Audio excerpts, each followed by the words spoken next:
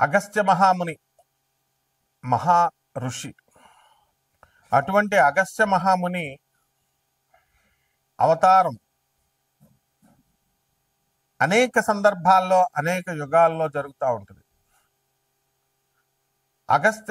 నండూరి శ్రీనివాస్ గారు టోపీ అమ్మని అవధూతగా గుర్తించి అరుణాచలంలో వారు చాలా ప్రచారం చేశారు.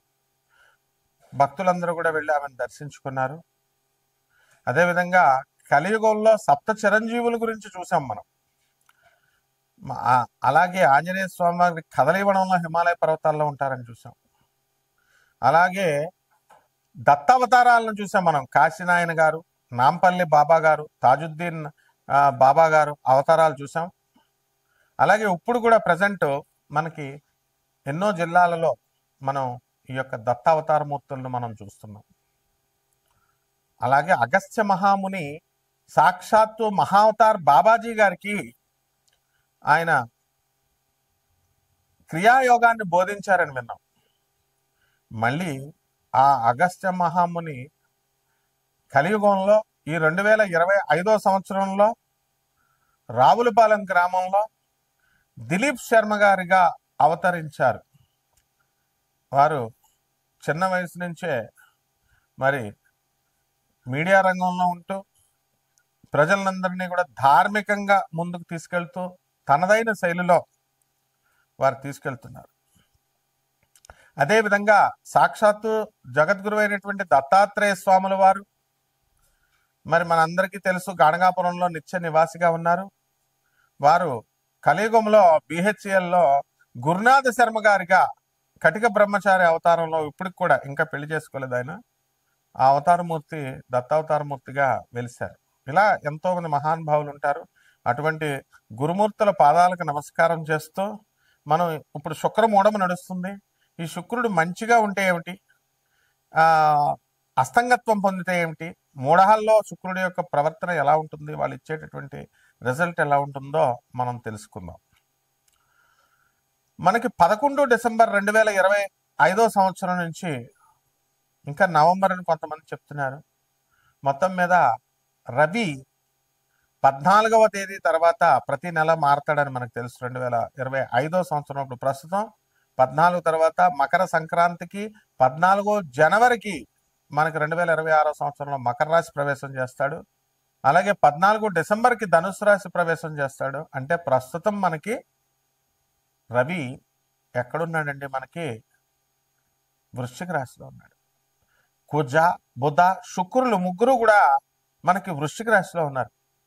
దానివల్ల మనకి ఏం జరిగిందండి అంటే మనకి అస్తంగత్వ దోషం పట్టింది శుక్రుడికి. అస్తంగత్వ దోషం శుక్ర మూఢమి అంటాం. రవి శుక్రుడితో కలిస్తే మూఢమి, శుక్ర మూఢమి. శుక్రుడు మూఢంలోకి వెళ్తే మనకు ఇవ్వాల్సినటువంటి భౌతిక సుఖాలన్నీ కూడా మనం కోల్పోతాం. ముఖ్యంగా స్త్రీలందరూ కూడా మూడీగా తయారవడం, భర్తలతో మాట్లాడకపోవడం, భర్తల్ని వేధించడం, అత్తగారు, తల్లి, స్త్రీలంటే అందరూ ఇంకా ఎవరో ఒకళ్ళ పరంగా మొత్తం 12 రాసుల వారిని కూడా ఇబ్బంది పెట్టడం అనేటటువంటిది జరుగుతుంది. అందువల్లనే మనం ఏం చేస్తామంటే వివాహాలు, శుభముహూర్తాలు ఇవన్నీ కూడా మనం మానేస్తాం. పిల్లల సంతానాన్ని కూడా మనం గర్భాధాన ముహూర్తాలు, శోభనాలు ఇవి చెయ్యం. కనీసం ఎంత స్ట్రిక్ట్ అంటే మరి కనీసం పెళ్లి చూపులకు కూడా వెళ్ళాం. ఆ విధంగా గోదావరి జిల్లాల్లో మాకు చాలా పట్టింపు ఉంటుందన్నమాట. మోడాల్లో అస్సలు మాట్లాడకూడదు. మరి అటువంటి శుక్రుడు మనకు కనుక మంచిగా ఉంటే సంపదలను ఇస్తాడు, పెళ్లి కానిటువంటి వాళ్ళకి పెళ్లిళ్ళు చేస్తాడు, సంతానాన్ని ఇస్తాడు. మరి అలాగే చక్కగా ఆయన వాహన యోగాలను ఇస్తాడు, ఏసీ రూములను ఇస్తాడు, ఇల్లులను ఇస్తాడు, అన్నీ ఇస్తాడు. శుక్రుడే బలం తగ్గిపోతే ఇంక మనకేం ఉంటుందండి ఇప్పుడు. కాబట్టి మళ్ళీ ఆ శుక్రమూఢం ఎప్పుడు దాకా పోతుంది? ఫిబ్రవరి 1వ తేదీ 2026 సంవత్సరం వరకు కూడా శుక్రమూఢం ఉంది మనకి. కాబట్టి ఆల్ శుభముహూర్తాలు బంద్. లాస్ట్గా అన్నప్రాసన కూడా చేయరు, గుండులు గీయించుకోరు, గడ్డాలు కూడా గీయించుకోరు. ఏదైనా దేవాలయాలకు వెళ్తే తలనీలాలు కూడా ఎవరు అంత స్ట్రిక్ట్గా ఫాలో అవుతారు గోదావరి జిల్లాలో. మా గురువుగారు అయినటువంటి రావులపాలెంలో ఉన్నటువంటి దిలీప్ సి శర్మ గారు, మరి వారు కటిక నిష్ఠా పరులు. అలాగే వైవిఎస్ గిరిరావు గారు గుంటూరు జిల్లా, ఆయన కూడా రోజుకు 2 పూట్ల ఉపాసన చేస్తాడు. ఎవరున్నా సరే, సీఎంలున్నా, మినిస్టర్లున్నా, లేకపోతే ఎమ్మెల్యేలున్నా, సాయంత్రం అయ్యేసరికి 6 అయ్యేసరికి సంధ్యావందనం, పొద్దున సంధ్యావందనం చేస్తారు. సీనియర్ అసిస్టెంట్గా గవర్నమెంట్లో గుంటూరులో సెక్రటేరియట్లో ఉద్యోగం చేస్తున్నారు. ఇలాంటి నిష్ఠాపరులు ఉండడం వల్లే ఇంకా కలియుగంలో మనకి కాస్త ధర్మం నిలబడుతుంది అని మనం చెప్పాలి. ఆ విధంగా శుక్రుడు మనకి ఈ సంపదలను ఇచ్చేటప్పుడు 12 రాశుల వారికి విచిత్రంగా ఒక్కొక్కరికి ఒక్కొక్క ఫలితాన్ని ఇస్తాడు. తర్వాత 2026 సంవత్సరంలో ఫిబ్రవరి 1వ తేదీ దాటిన తర్వాత మరి శుభముహూర్తాలు ఇస్తారు. దీని అంతటికీ కూడా కారణం ఏమిటి? మరి ఇప్పుడు కూడా ఈ శుక్రమూఢములో మనం సమంత గారు, అందాల నటి, తెలుగు యువకుల హృదయాల్లో మరి కలల రాణి, అటువంటి సమంత, హీరోయిన్ సమంత ఈ శుక్రమూఢంలోనే పెళ్లి చేసుకుంది డిసెంబర్ 1వ తేదీన. మరి ఆమెకు తెలీదా? ఆమె దగ్గర పండితులు లేరా? అలాగే బాలకృష్ణ గారు అఖండ సినిమాని రిలీజ్ చేసుకున్నారు.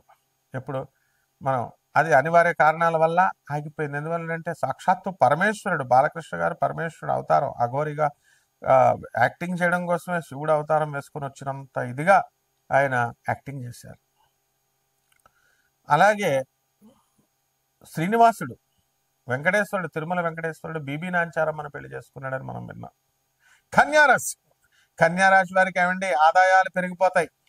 సప్తమ శని, భార్యాభర్తల మధ్య కోట్లాట్లు, పిల్లలు అనవసరమైనటువంటి తలపోట్లు, పిల్లలు కూడా తల్లిదండ్రులను అపార్థం చేసుకుంటారు. ఓల్డేజ్ హోముల్లో జాయిన్ చేసేస్తారు. ఏమనుకోవద్దండి బాబు, మా గురువు గారు గరికపాటి నరసింహారావు గారు చెప్పినట్టుగా ఇలా దండం పెట్టి చెప్తున్నాను మీకు. కాబట్టి తల్లిదండ్రులని ఓల్డేజ్ హోముల్లో జాయిన్ చెయ్యొద్దు. భార్య అంతా వేధించినా సరే, మీ అత్తగారు మీ మామగారిని కూడా చూడండి, మీ అమ్మ మీ నాన్న మేము వెళ్ళని చూసుకుంటాం. Simple solution. ఆ విధంగా చక్కగా మీ జీతం అంతా భార్యలు అత్తగారులకు ఇచ్చేస్తున్నారని గొడవలు అస్సలు పెట్టుకోవద్దు. ఇకపోతే విద్యార్థులు బ్రహ్మాండంగా చదివి పడేస్తారు వద్దంటే. ఉద్యోగం రావట్లేదండి అని చాలా సంవత్సరాల నుంచి బోడు మంది కాగితాలు పట్టుకొని తిరుగుతూ ఉంటారు. ఎందుకు రావండి ఉద్యోగాలు? వచ్చేస్తాయి. నరాల వీక్నెస్ వచ్చేస్తుందండి. అండి వయసు పెరిగింది కదా, మరి నరాలన్నీ మెత్తబడిపోతాయండి. ఎప్పుడు యవనంలో ఉంటామని చెప్పి బిల్డప్లు ఇస్తే అక్కడ మనకి తెల్ల జుట్టు ఇచ్చేస్తాడు, నరాలు పలసం చేసేస్తాడు, ఎరెక్టైల్ డిస్ఫంక్షన్ ఇచ్చేస్తాడు, ఆర్గన్స్ అన్నీ కూడా పాడైపోతాయి. ఇది కొంచెం జర సోచో ఆలోచించండి. అలాగే ఈ యొక్క రాశి వారికి అందరికీ కూడా శత్రువులు, రహస్య శత్రువులు తయారైపోతారండి. మన కూడానే ఉంటారండి.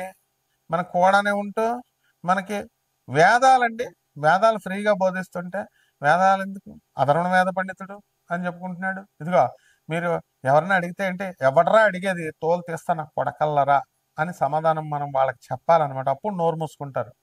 ఈ విధంగా 1,00,000 రూపాయలు దుబ్బేస్తారండి హోమాలు చేస్తామని. వాళ్ళు మహాపతివ్రతలు, ఇతరులను విమర్శించే స్థాయికి వాళ్ళకి వచ్చేస్తారు. ఇటువంటి బేవర్సన కొడుకులందరూ కూడా మీకు కన్యారాశి వాళ్ళకి ఎదురుపడతారు. తోలు తీసేయండి అంతే, నో మొహమాటం అనమాట. ఈ విధంగా జ్యోతిష్కుల ముసుగులో, పురోహితుల ముసుగులో ఉన్నటువంటి కపటులందరినీ కూడా ఏరిపారేయండి. వాళ్ళ మాటలు వినొద్దు. కేవలం స్వామి వివేకానంద, జగద్గురువు అయినటువంటి నృసింహ సరస్వతి, ప్రభాత్ రంజన్ సర్కార్, రమణ మహర్షి ఇలాంటి వాళ్ళ మాటలే వినండి. ఇక వ్యవసాయం చేసేటటువంటి రైతుల పరిస్థితి బాగుంటుంది. మీకు అందరికీ కూడా అనుకున్నది అనుకున్నట్లు సాధిస్తారు పనులన్నీ కూడా. తర్వాత ఈ యొక్క వేద విద్యను అభ్యసించండి అందరూ కూడా. వేద విద్య అనేటటువంటిది ప్రతి ఒక్కళ్ళు వేద ప్రామాణికం, లేకపోతే తంత్రగాళ్ళు ఎక్కువైపోతున్నారు. ఎవరికి నోటుకు వచ్చినట్టు వాళ్ళు చెప్పేసి ఇదే తంత్రం ఇదే అని చెప్పేసి మోసాలు చేస్తున్నారు. కాబట్టి శాస్త్రోక్తంగా బ్రహ్మదేవుడు మనకిచ్చినటువంటి వేద విజ్ఞానాన్ని, స్వరాలు రాకపోయినా పర్లేదు, దాంట్లో మీనింగ్స్ చదువుకోండి, ప్రయత్నించండి.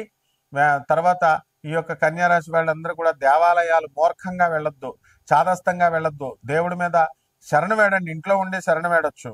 తర్వాత పేదవారికి, పేద పురోహితులకి అందరికీ కూడా దానాలు చేయండి.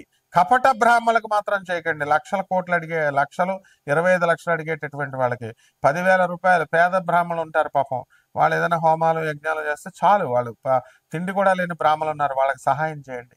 అలాగే ఉద్యోగాలు కూడా బ్రహ్మాండంగా పేద బ్రాహ్మణులందరికీ కూడా వస్తాయి. మీకు కూడా క్యాంపస్ ఇంటర్వ్యూలో సెలెక్ట్ అవుతారు. ఇక పరిహారాల దగ్గరికి వచ్చేసరికి చక్కగా శని జపం చేసుకోండి, శని స్తోత్రాలు చదవండి, శనికి కిలోంపావు నల్ల నువ్వులు, నల్లని వస్త్రాన్ని పేద బ్రాహ్మణికి దానం చేసుకోండి. దశమహావిద్యల్లో ఒకటైనటువంటి మహాకాళి అమ్మవారి యొక్క హోమాన్ని మీ ఇళ్లలో జరిపించుకోండి. చక్కగా రావి చెట్టు చుట్టూ ప్రదక్షిణాలు చేస్తూ ఓం శనేశ్వరాయ నమః అంటూ జపం చేసుకోండి.